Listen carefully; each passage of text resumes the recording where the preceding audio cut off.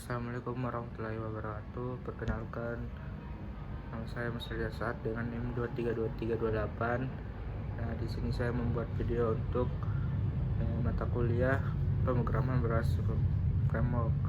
Nah, di sini saya membuat contoh kasus yaitu data pegawai. Nah, sebelum kita masuk ke contoh kasusnya, saya akan menjelaskan apa itu konsep MVC terlebih dahulu. Nah, konsep MVC itu adalah ada tiga, yaitu model, view, dan controller. Nah, pada model itu berfungsi untuk berhubungan langsung dengan database dan logikanya. Kemudian view untuk menampilkan yang ingin ditampilkan. Kemudian controller untuk menghubungkan view dan model. Nah, dan kita masuk ke contohnya. Nah, di Laravel juga ada yang dinamakan routes. Nah, routes ini untuk mengarah sebagai untuk yang route-nya atau dimana dia akan masuk begitu. Contohnya di sini kan kita membuat data pegawai. Nah, kita masuk ke root pegawai. Terus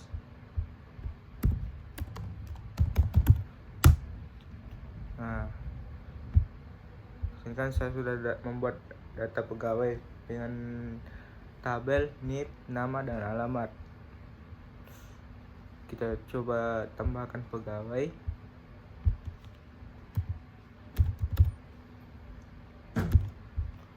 Coba kamu Sudah.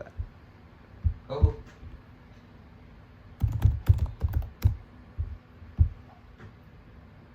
Nah, di sini kalau kita tambahkan dia akan masuk ke dalam tabel. Kemudian kita coba untuk pick CROD-nya itu create, read, dan update dan delete. Kita coba update atau edit.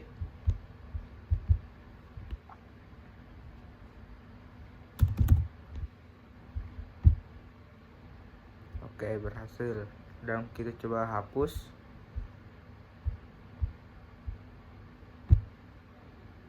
Oke, berhasil. Nah, kita mulai dulu dari untuk tambahnya, fitur tambahnya. Nah, kita masuk ke controllernya. Kita masuk ke pegawai controller. Nah, di sini semua fungsi-fungsinya yang dijalankan, misalkan edit, delete, dan update, dan search-nya. Kita mulai dari atas dulu, yaitu di sini ada fungsi index. Nah, di sini fungsi index ini ada variabel pegawai yang dimana ini untuk fitur pencarian. Nah, ketika apa yang diinput di pencarian atau search itu akan dia mencari di dalam tabelnya. Kemudian di sini ada fungsi create atau buat pegawai. Nah, di fungsi create ini ketika apa yang diinput sesuai dengan apa yang cek dulu terlebih dahulu.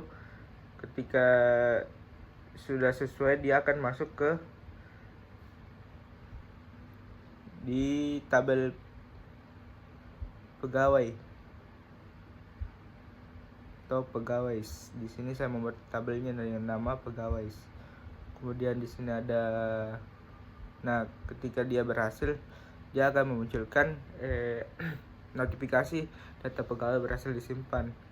Kemudian di sini ada fungsi edit. Nah, di fungsi edit ini dia mengambil data pegawai juga. Kemudian nah, ketika sudah apa yang sudah diinput, kemudian divalidasi, kemudian dia akan dikirim ke atau terupdate datanya.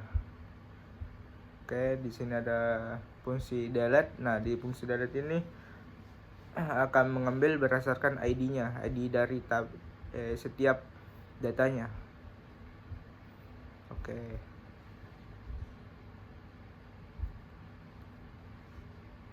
Contohnya kayak kita tambahkan. Nah, kan sini kan ada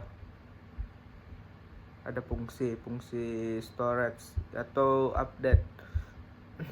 Di sini ada NIP, nama dan alamat. Nah, ketika kita tambahkan NIP, misalkan 23899,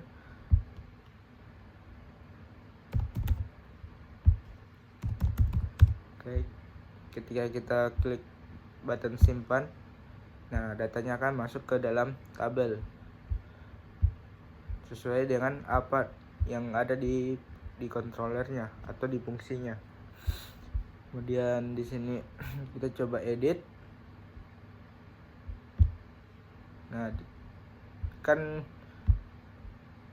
kalau diedit kan di sini kan dia mengambil data sesuai dengan ID-nya atau data sesuai yang misalkan kita edit yang ini. Nah, datanya sudah ada, tinggal kita update. Nah, kalau kita update,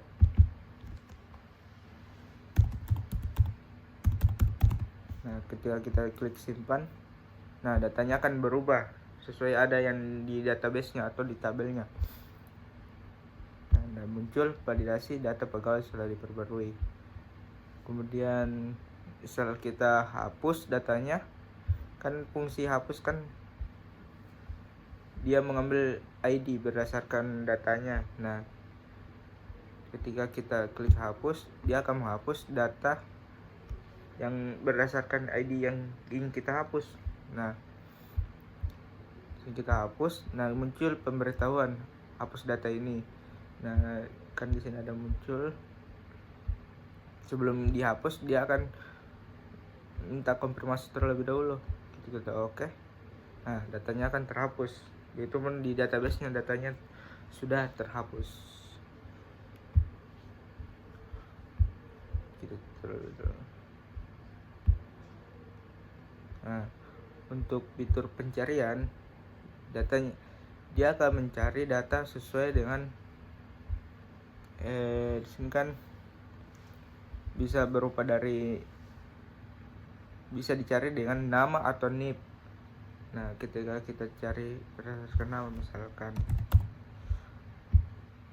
nah dia akan mencari berdasarkan nama itu yang telah kita input. Misalkan kalau NIP 29.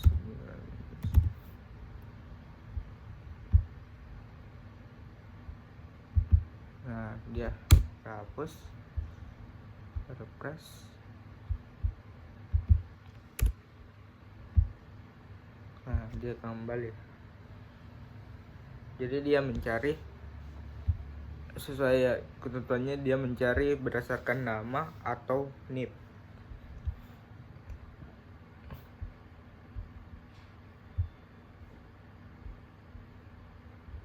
Ini untuk controller.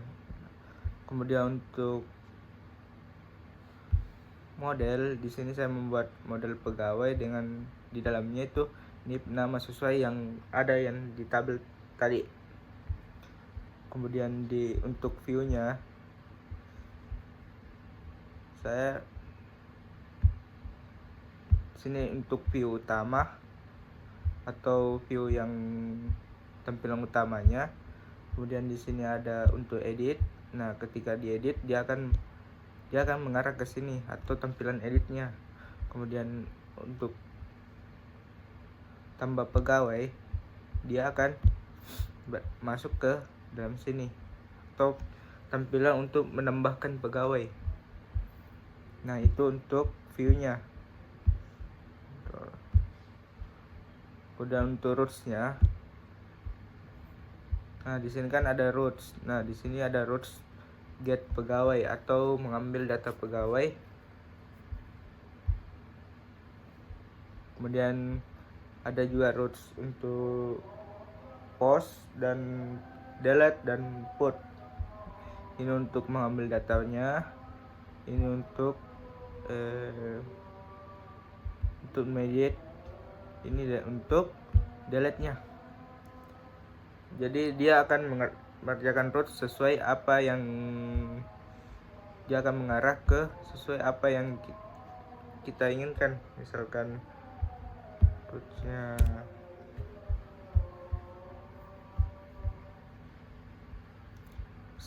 /pegawai create.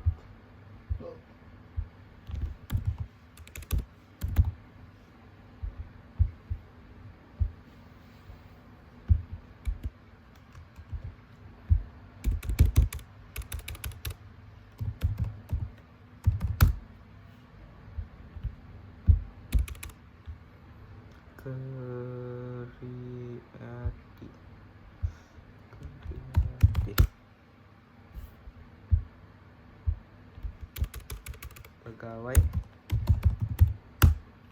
Nah, dia akan masuk sesuai apa yang root yang ingin kita masuki atau yang akan jalankan.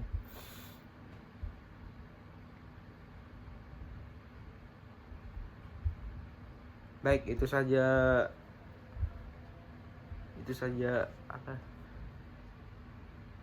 penerapan CRD atau di Laravel.